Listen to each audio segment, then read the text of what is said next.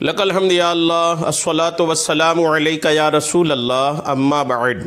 سلسلہ ہے ہمارے ناظرین کے سوالوں کے جواب کا۔ ہمارے ناظرین میں سے انہوں نے یہ سوال کیے ہیں کہ اگر کسی ایسے علاقے میں دو مسلمان مرد و عورت رہتے ہوں جو جس علاقے میں وہ دونوں اکیلے رہتے ہوں، الگ الگ رہتے ہوں، دونوں اجنبی ہیں، الگ الگ رہتے ہیں، لیکن ایسے علاقے میں رہتے ہیں جس علاقے میں تنہا ایک عورت مسلمان ہے، تنہا ایک مرد مسلمان ہے، اگر ان میں سے کسی ایک کا انتقال ہوتا ہے تو اس کو کیسے نہلائیں گے؟ اب جی مثال کے طور پر اگر عورت کا انتقال ہوا تو پھر نہلانے والا جو مرد مسلمان تنہا ہے تو وہ کیا کرے گا؟ یوں ہی اگر مرد کا انتقال ہوا تو مسلمان ایک عورت بس ہے، وہ کیا کرے گی؟ یہ انہوں نے سوال پوچھے ہیں۔ میں بہار شریعت جو صدر الشریعہ بدر الطریقہ مفتی امجد علی اعظمی رحمۃ اللہ تعالی علیہ کی مایہ ناز تصنیف ہے، یہ بہار شریعت کا حصہ 4 ہے، جلد 1 ہے، اور جلد 1 کے صفحہ نمبر 813 ہے۔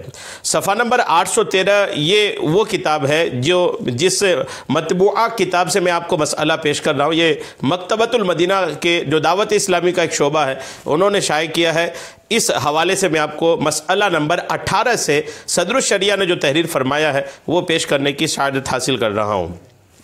صدر الشریعہ لکھتے ہیں کہ مرد کا سفر میں انتقال ہوا اور اس کے ساتھ عورتیں ہیں اور کافر مرد مگر مسلمان مرد کوئی نہیں۔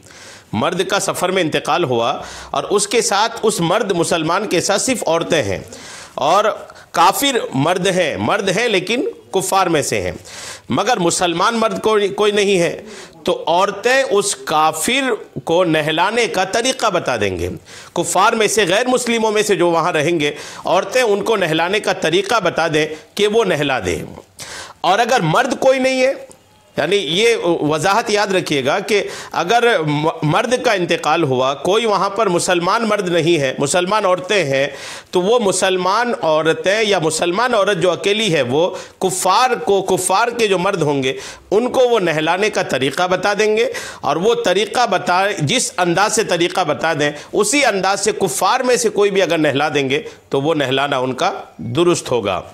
اور اگر مرد کوئی نہیں ہے، کوئی مرد نہیں ہے، جس طریقے سے مسلمان نہیں ویسے غیر مسلموں میں بھی کوئی نہیں ہے، اگر مرد کوئی نہیں ہے اور چھوٹی لڑکی ساتھ ہے کہ نہلانے کی طاقت رکھتی ہے تو یہ عورتیں اسے سکھا دیں کہ وہ نہلائیں۔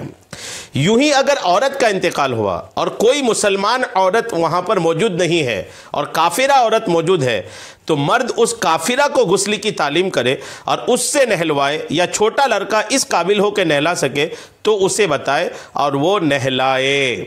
یہ فرق سمجھنا چاہیے۔ اگر عورت کا انتقال، مسلمان عورت کا انتقال ہوا اور وہاں پر مسلمان مرد ہے، عورت نہیں ہے، تو وہ مسلمان مرد کفار کی عورتوں کو نہلانے کا طریقہ بتا دیں گے اور جس طریقے سے وہ بتا دیں اسی طریقے سے وہ نہلا دیں گے۔ ویسے ہی اگر کسی مسلمان مرد کا انتقال ہوا اور مسلمان مرد کے انتقال میں ان کے ساتھ صرف ان کی جو عورتیں ہیں وہ عورتیں ہی ہیں، کوئی ان میں سے مرد نہیں ہے جو ان کو نہلا سکے، تو وہ مسلمان عورتیں غیر مسلم مردوں کو نہلانے کا طریقہ بتا دیں گی کہ مردے کو کس طریقے سے نہلایا جاتا ہے، پھر وہ کفار بھی ان کو نہلا دیں گے، الحمدللہ نہلانا ان کا درست ہوگا۔ اور اس میں یہ مسئلہ بھی سامنے آیا کہ اگر کوئی بچہ ہو تو اس بچے کے ہاتھ سے بھی اگر نہلوائیں گے تو بھی الحمدللہ وہ نہلانا کہلائے گا۔ امید ہے کہ بات آپ پر پوری طرح واضح ہو گئی ہوگی۔ یہ صدر الشریعہ نے جو تحریر فرمایا ہے، بہار شریعت کا حوالہ تو آپ نے ملاحظہ کیا ہی، ساتھ میں یہ فتاوی ہندیہ کتاب الصلاۃ کے الباب الحادی والعشرون فی الجنائز الفصل الثانی جلد نمبر 1 کے صفحہ نمبر 160 میں بھی یہ مسئلہ الحمدللہ موجود ہے۔ تو یہ خلاصہ تھا مسئلے کا۔ اللہ تبارک تعالی ہم سب کو شریعت کے تمام مسائل سننے، سمجھنے اور اس پر عمل کرنے کی توفیق عطا فرمائے۔ آمین بجاہ النبی الامین صلی اللہ تعالی علیہ وسلم۔